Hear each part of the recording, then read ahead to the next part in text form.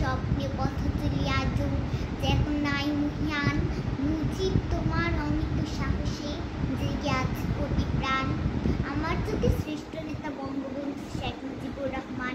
ছোটবেলা থেকেই গরিব দুঃখী মানুষের ছিল তার অসামান্য টান। অন্যায় অবিচারের বিরুদ্ধে তিনি সবসময় প্রতিবাদ করতেন। ছাত্র জীবন থেকেই তিনি রাজনীতিতে যুক্ত হন। 23শে ফেব্রুয়ারি 1969 সালে ছাত্রনেতা তোফায়েল আহমেদ তাকে বঙ্গবন্ধু উপাধি দেন। আমার চোখে বঙ্গবন্ধু হলেন 7ই মার্চের ঐতিহাসিক ভাষণ।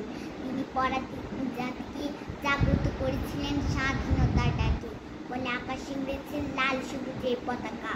15ই আগস্ট 1975 সালে সপরিবারে নিহত হন তিনি। বঙ্গবন্ধু বাংলাদেশ সমগ্র